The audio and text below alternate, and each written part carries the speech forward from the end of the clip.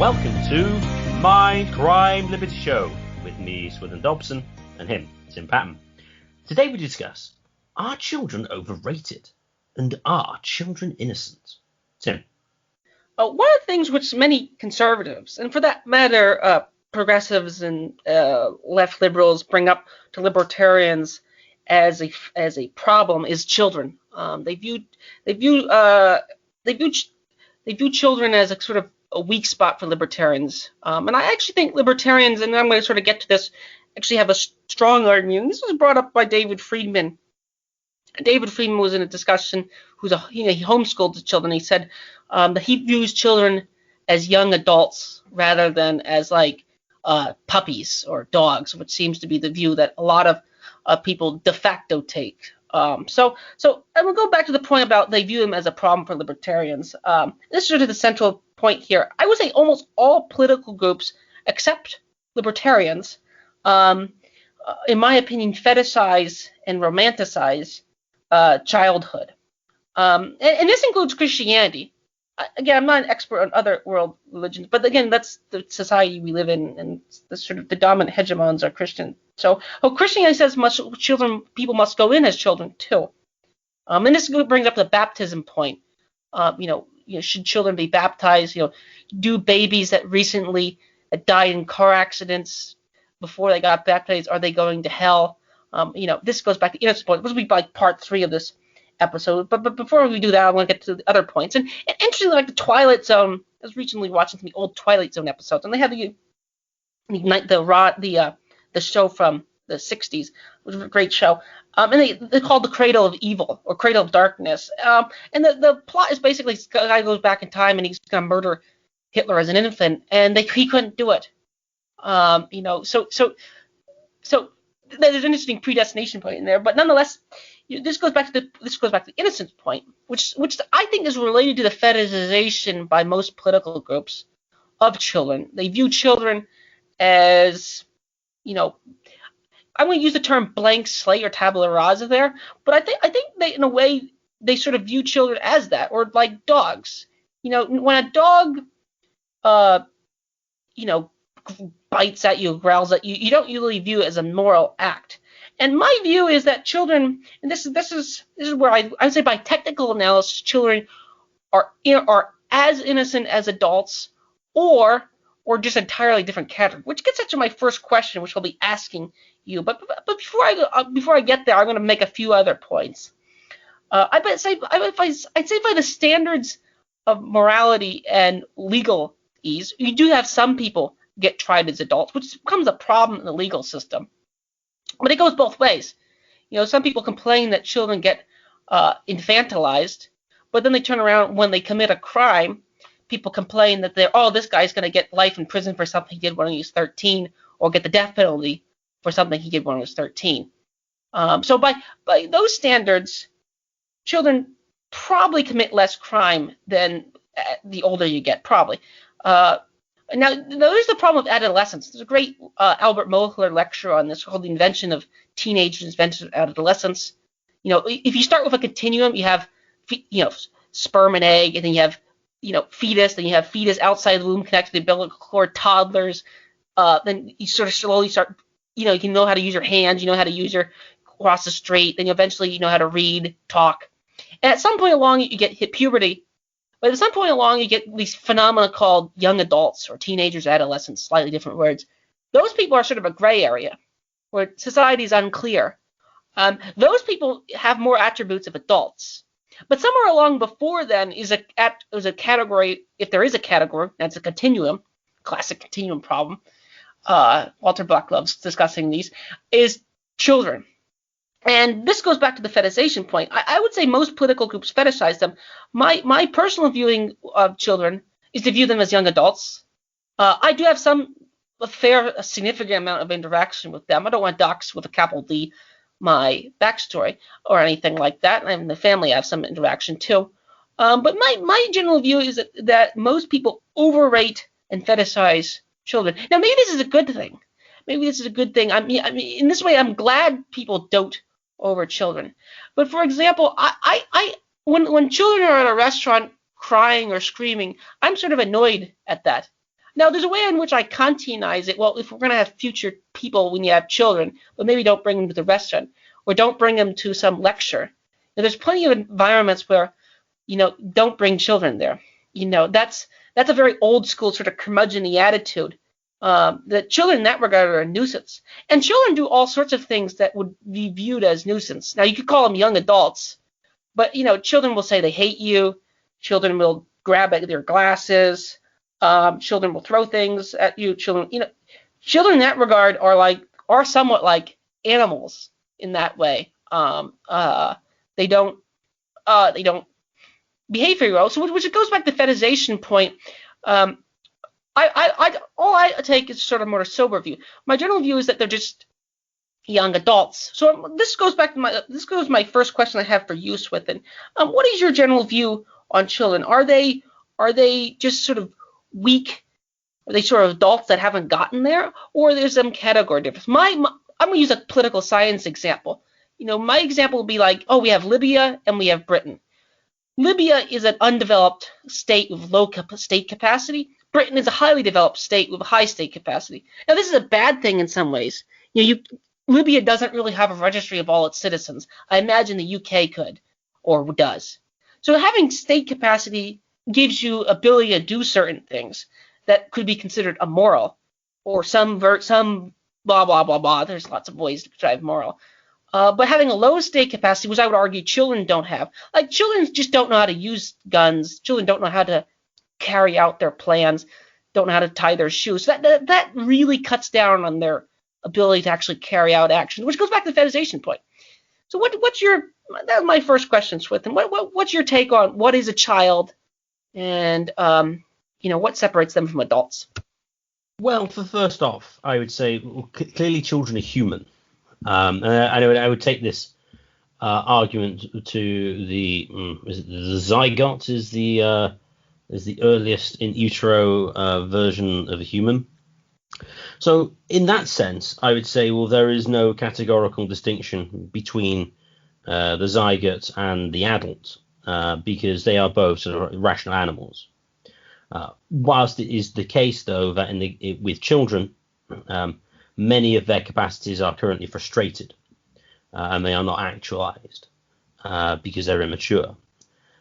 So in that sense, they are small adults. On the other hand, though, what is sort of appropriate for a child, the environment, etc., is somewhat different, and the way you approach them is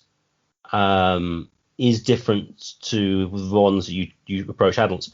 And I think this is largely due to cognitive capacity, because I think you tend to teach treat the retarded adults similar to children, which I think gives credence to that position. So they are different, and they do need treating differently. I mean, your examples of, like, they say they hate you and they hit you and stuff. I think to a large extent that's just because children don't internalize very well. They actually say what they think, because I think adults do that as well. They just don't say it. Although it tends to be the case in children, at least in my experience, they don't really hold any grudges. And maybe when they get older, mine are all under. My eldest is 8, so that'll probably change when they get older. But they're just easily provoked.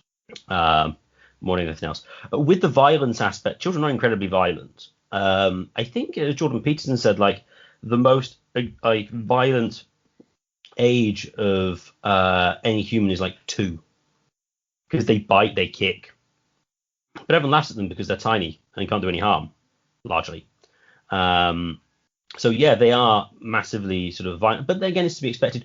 Why? As I said before, largely cognitive capacity. Now the question then arises, when do you have sufficient cognitive power? When do you know enough about what you are doing to be held reasonably accountable for what you're doing? That's really the question, and that comes down to sort of the the legal code. And I do think you are right in society in general. It's like, oh no, they're children. We can't try them. But on the other hand, oh no, we can't keep the horrors of the world away from children. We must educate them in it. We can't sort of mollycoddle them and keep them away from things. And so it's highly schizophrenic. I mean, it's interesting. There was a murder case in the early 1990s in England, the murder of a toddler called James Bulger, who was basically tortured to death by two 10-year-olds. Now, they had not the greatest upbringing, although this created an interesting outcry because it was children killing children. And I was very young at the time, so I don't remember the coverage particularly. But there was the view that I think a lot of them, I think there was a certain sentiment wanted the Bulger killers executed. And I don't think that was a tiny amount. I may be wrong on my history there, but there was a very sort of virulent outcry about that. And because it was quite interesting because it's a child-on-child thing. When it comes to cognitive capacity, I think in general, adolescence is probably the start of when you sort of develop higher sort of reasoning capacities. I mean, this interestingly goes to the classical education system in the Trivium, in which they have sort of grammar at the bottom that children can learn at like the parrot stage of small children, and then only when they get a little bit older that they end up in logic, and then the third phase is rhetoric. So there is that. So it's around 10. If I remember correctly, I think the legal age of responsibility in England is 10, although they are tried in sort of juvenile courts, but they are effectively considered criminal responsible from the age of 10. I mean, it as to what age should be is kind of difficult. I mean, I think you go, well, a normal 18-year-old, yeah, they know what they're doing. A normal 6-year-old, yeah, they know what they're doing. 15, probably. I don't know. You'd have to look at the various factors to see, to what extent did they have sort of sufficiently developed reasoning ability to hold them responsible for particular actions. That said, I mean, you can clearly hold small children responsible for their actions, although the sanctions on them for doing things wrong, like not having pudding or whatever, is relatively small. It's not as if you're just going to. Well, I suppose if you lock them in their room for a few weeks, I suppose maybe an equivalent. I would say I'm relatively favourable towards children. If children are sort of screaming and crying in a situation, doesn't bother me. Mainly because I've probably been in that situation before with mine. Although I would say, we wouldn't take them to like a nice restaurant at this age because there's no point. They would just cause a scene and be hard work. So I suppose I am somewhat judicious in that respect. But go to McDonald's or other sort of fast food places, they mess around fine. That's kind of the environment they operate in. But on society as a whole and their sort of view of children, I think society's view is sentimentalized, but I think the best thing to describe it is schizophrenic. There is the view that childhood is this golden age of freedom. And I think this largely appeals to some adults because basically they want to go back to being children because they don't have any of the responsibilities of an adult, which is interesting when you look at children and their interests. Children never want to be children in stories. They always want to be adults because that means they have agency, you can do things. It's only adults who want to be children in that respect. So you could argue there's somewhat an infantilization of adults to a large extent there. But another reason I think why you have sort of a romanticization and sort of sentimentalization of children is birth rates are so low. Birth rates are in England like 1.7. If you take the white British, it's like 1.3. So any child you do have has to be imbued with all the parental import that traditionally you would have had, 3 or more because, contraception didn't work particularly well. And so all the value is put into this one child. Whereas you have multiple children, then, well, it's spread. And also what it means is ironically, you give the child more freedom in that situation because you can't keep tabs on them in the same way. One argument I remember listening to something a while ago claiming that one of the reasons why you have such a massive safety culture today is the birth rates are so low, and so we can keep tabs on all these children. Where if you had like 3, 4, 5 of them, like it's simply not possible, and so they are freer as children to do as they see fit. So on the one hand, you have this sentimental. So with marginal utility, if you have loads of children, as it were, the marginal value of any one child is lower because you've got more of them. Whereas if you have only one child and everything is just thrown on that single child. So I think diminishing margin utility explains it to some extent. But then again, the odd thing is you have one child, but then you have the fetishization of women working for large corporations because they can do it in the workplace. And so actually children and, well, I suppose this is interesting. You kind of get the child as a sentimentalized object, but then sort of like the traditional accompaniments to, well, raising children are sort of outsourced or given to some other organization and sort of taken away from their parents, which is kind of strange, but is effectively what is the case these days. So yes, you have a sentimentalization of children, giving lots of value, but at the same time, we don't really like children because we don't want very many of them because we can't engage in our careers as much as we'd like. Oh, and they're too expensive. So we'd rather have a higher standard of living. To parents working in corporations for large money a year with relatively holiday will farm out the childcare to somebody else. But then we'll kind of sentimentalize our child.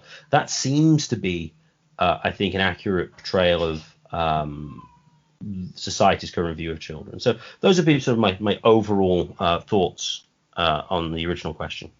On the innocence question, which you somewhat answered, and the lacking of knowledge and ability, the point about violence to me is quite apparent. They are violent. They're just not capable of actually doing anything with their violent acts, which is very different than what adults who are disciplined in some regard by society or whatever have the ability in theory to do some amount of violence, but are just restraining themselves to self-control of some variety. So the point about them being, but the sort of child sentimentalizers would just say, well, they don't really mean it, or they don't know what that word means.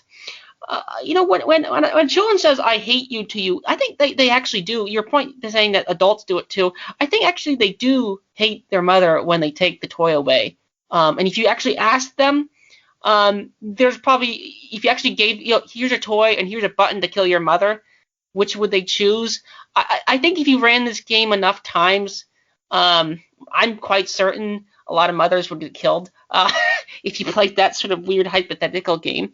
I don't think that would be true if you did it with adults. Here maybe it would be true. I wouldn't do that. I wouldn't do that with many of my family members, even the ones I might not like. So I wouldn't play that kind of game. But I think young children would do that game. So that comes to the question of knowledge, and they just sort of lack the knowledge. So they are potential adults, but they're not there yet. And your point about you were in that situation too, but you're more judicious. That's true. This comes up. Michael Malice was making this point that why are people bringing children to restaurants that are like somewhat not fancy with a cat, like some place children shouldn't be there. Like and that sort of goes to the point where children do, and this goes back to the overrated point. There are certain things that cannot be done easily with children. You can imagine a better society that's more, I don't know. Although, interestingly, the hyper-child-friendly societies actually tend to have even lower birth rates. That's one of the sort of like the insights of some of these Nordic countries, is they have all these sort of, subsidized daycares and things like that. And actually, they even have lower birth rates. So the sort of standard line, well, we can't have children because women can't work. Well, women need something to do when they're to raise them. Well, they actually have even lower birth rates probably, and that's actually one of the kickbacks of a lot of the pronatal policies. I'm not talking about like the baby bounties. I'm just talking more about those kind of policies.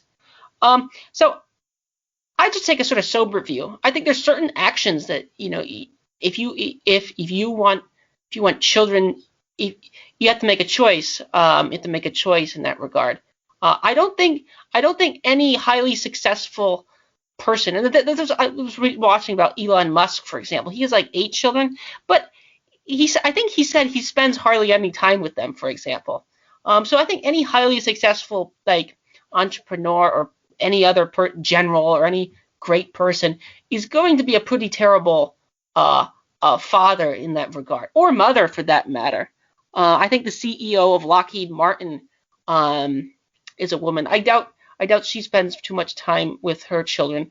Interestingly, Margaret Thatcher's children were both grown when she became a politician in that regard, which that's a lot different than when they're like 30. But I don't see any of these sort of great intellectuals or leaders in the past or any figure like that. So there is a trade-off of having children and actually raising them with a capital R of any sort of hands-on approach, which goes back to my point: are they overrated? Now again, I sort of Kantianized it. You can do this in a micro example with a restaurant. Although I just don't think you should bring them there if they're not quote unquote restaurant trained, which is one of the strange side effects of COVID lockdowns is people just forgot how to do those kind of things. But the other point now I'm going to get into is the political groups in particular. One thing I noticed, like after school shootings, is we had these sort of public cry sessions, which I felt were kind of strange because no one actually had any children in grade school. Many of them had no problem aborting. If they were aborted fetuses 10 years ago, they wouldn't have cared at all. Again, we've had an episode on abortion, but it's worth bringing that up. And actually, many climate change activists want to implement like one-child policies anyway, based on like future polluting carbon planets. So why do I'm going to take 2 groups? Why do the paleocons and the sort of progressives, do they fetishize children, and what are they, what is their reasoning behind it? Swithin, what would be your take on that? And are the romanticizers, are they as good as they say it is? Because I brought into the trade-offs of children and what you can't do with them. What did you take, Swithin? I think the paleocons do to some extent, although I would argue, I have significant more sympathy with them, in that they see birth rates going down and and thereby a reasonable statement, a diminishing of the value of children to society as a whole, and also the role of women and mothers in particular. So I think that isn't particularly surprising that they focus on children as much as they do. Although I do think in some of the Christian paleocons, I think there's probably some implicit view that sort of adolescence and sex is bad, and so children are pure. I think that might be there somewhere. I'm not exactly sure where, but I have encountered people with sort of views similar to that in the past. So I think the paleocons one is basically a reactionary position to low birth rates and the significant change of the role of women and mothers in society. And so they're sort of wanting to go to a more sort of traditional model to some extent. Although the paleocons would tend to say traditional model is 1950, with which there are large problems, but we'll leave that to the side. The progressives, it's interesting with the progressives. As I say, I think the progressives, in a way, One second, I want to interrupt you. I just want to clarify. I think they, in some way, I'm going to use air quote, objectify them in a sort of platonic sense. They like they do things on behalf of children, like the whole kids in cages meme. If we do things for the children, we do. There are. We need to save the planet for the children. It seems to be they do put them on a pedestal. I think that's quite clear and apparent. A lot of policies are aimed, in theory, at children, although they might just be for their own self-power, into a Machiavellian interpretation, of course. But there are sort of formal justifications oftentimes of that. Oh yeah. No. Exactly what you mean. I suppose one is Machiavellianism. Although I think with the progressives, I think it might be the similar problem the socialist has, which is, oh, I love mankind, but I hate my neighbor. I love children, but I hate all the children that I meet. I think there is that sort of element to it. I also wouldn't be surprised amongst the progressives that if a lot of these women are childless who are progressives, they're sort of importing sort of like their sort of motherly instinct onto an abstract concept of children rather than any particular children because they don't have any. I think that could explain quite a lot of it. I mean, that, as an aside, explains a lot of SJW behavior, which is classic female behavior to a large extent of shaming and ostracism and getting people to gang up on others. It's classic sort of negative female behavior. But instead of sort of protecting their family or their children or whatever, it's an abstract entity. It's a minority who's been bullied. Why? Because they're sort of projecting their instincts onto some abstraction rather than a concrete particular. I think that explains it to at least some extent. And so I suppose, with this theory, you'll be less likely to do that the more children of your own you had. Although whether that explains the men to some extent is unclear. But I think in general the progressives is the idea of the abstraction of children, and as I said before, I think to sort of the fact that they want to be children. So, for example, I mean the progress or just like the UBI supporting leftists, what they really want is just the state to pick up the tab and so they can do what they want. Like literally, that's it. It's what Rothbard would have called the modal libertarian. We want the daddy state to pick up the tab so we can basically do what we want, and so we are free. And I think to some extent they view childhood as a situation in which they did that. So I think that would be my initial thoughts on the differences between the paleocons and the progressives here. Interestingly, your point about the grass is always greener on your side of the street, which was your earlier point about kids want to be adults and adults want to be kids. I myself don't really have any interest in returning to childhood. Not that I hated my childhood. I just sort of have a neutral view. Now again, the sort of critic would say that I'm just sort of privileged. I'm just sort of part of the, or something like that. That's what or I live a charmed life or something like that. That was what the critic would say.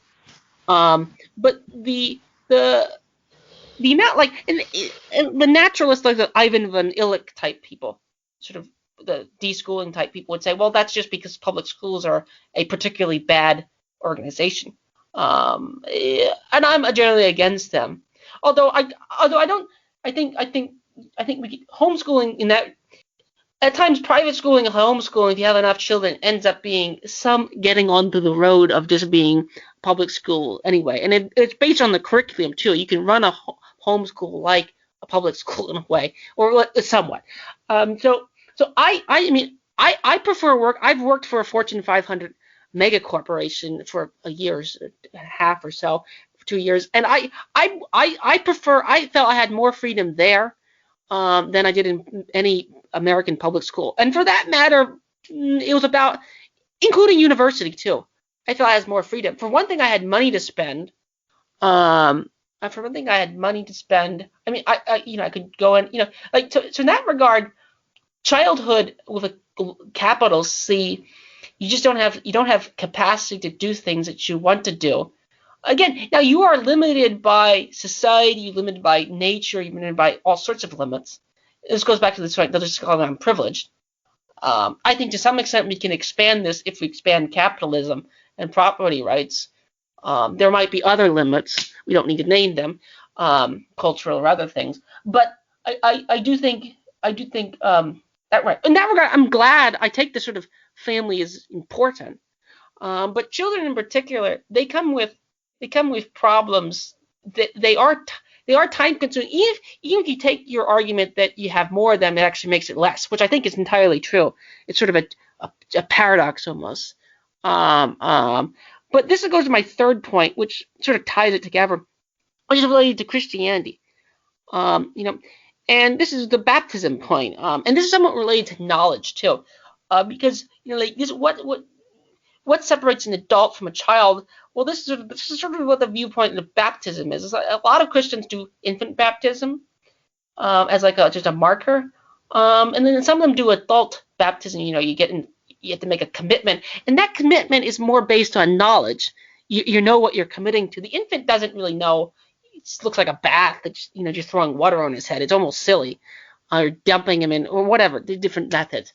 So in that regard, baptism as a marker is an interesting thing. And again, as we live in a Christian or a post-Christian society of some kind, somebody was making a joke that the COVID vaccine is kind of a baptism for certain people. So what is your take on knowledge with respect to baptism, and what is the view of Christianity regarding children? I brought up the example about a child that died in an car accident, who isn't baptized and is like 2 days old.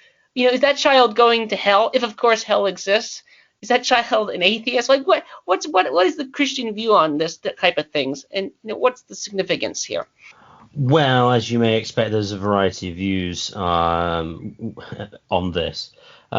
So it depends on the approach you take to say like original sin and whether that implies original guilt. Two broad camps in the Protestant tradition, sort of like the Baptist and sort of the Presbyterian one.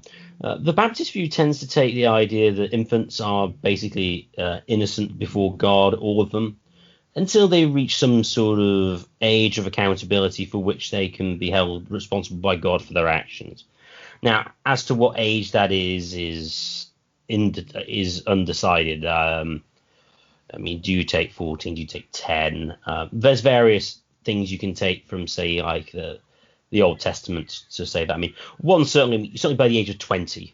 The reason I say that is because that's when you could fight in the military for Israel, according to Leviticus. It's Numbers, I think. There's that. So when it comes to the but with the sort of the Presbyterians will treat God as not just saving individuals who are united with Christ, but rather you save things like families and nations, and they have much more of a stronger sort of corporate ontology. And so the idea would be that if the family or the parents or the father more in particular is Christian, well then in virtue of his faith, the children are considered Christian until a point at which they sort of declare that they aren't, effectively, which again would go some form of age of accountability. But then they would treat the infants of unbelievers as basically guilty. Now, obviously, not all of them would hold this view. You could see where there would be sort of symmetries between certain positions, but I don't think any of those things I've said necessarily implies on sort of the on the social ontology aspect or anything like that you hold whether they're guilty or they're innocent. So with sort of baptism in general, the Presbyterians and the Anglicans, or the Episcopalians, as you probably call them over there, the baptism there is just showing that they're part of a believing family and therefore considered a member of the church. But that wouldn't necessarily be so they would have that as a sign, and they should be considered Christian. But on top of this, you always have things like confirmation, which is normally about 12, 13, similar to sort of the bar mitzvah ages in Judaism, in which they make an affirmation for themselves that they believe what their parents said, believe what their parents believed, essentially. You always have that dual aspect, at least to my knowledge, in all cases. Whereas the Baptist is basically, well, no, baptism is just for the individual, and the individual just has to decide. So it's very much more of a focus on sort of decision and individual willing. Although that's certainly true when it comes to confirmation, but there's an element that sort of the parents can have more of an impact on deciding than they can in sort of like a Baptist position. Although interestingly, the Baptists will tend to do dedications instead, which to a large extent function like baptisms anyway. They would have, say, things like, the parents will declare that they will bring them up as and teach them and bring them to church and stuff like that, which isn't too dissimilar to the to baptism in the Presbyterian position. Although though there would be differences when you get into things like, what does it mean? So you get things like baptismal regeneration amongst sort of like the Roman Catholics and the Orthodox as well. If you go some of the heavy sacramental ones where sort of these actions aren't just sort of signs, as it were, or symbols, they have some sort of real efficacy. So but that's more of a some Anglicans would hold that position. So I say it's a somewhat of a broad church, and it covers a multitude of different areas. So there is no one view, and I think I've outlined the positions fairly. The point about this is not only regarding innocence toward that. There's two levels, I'd say. Again, we live in Christian culture, so that's just sort of historically Christian culture, at least. So there's that level, but there's also sort of as I stated earlier, the sort of legal, have they committed any crimes, or have they committed any moral wrongdoings? If of course morals or crimes exist. And as you brought up your example about 2-year-olds being extremely violent, they are, but they don't have a high stake. They're violent with no capacity. In that regard, they're like if Libya tried to invade China, that wouldn't go very well. But if it went the other way around, it would probably go quite well, for better or for worse. So my point regarding those is that knowledge and ability to formulate actions. This is the Misesian human action, humans act. And I think children pose problems for all groups, not just libertarians.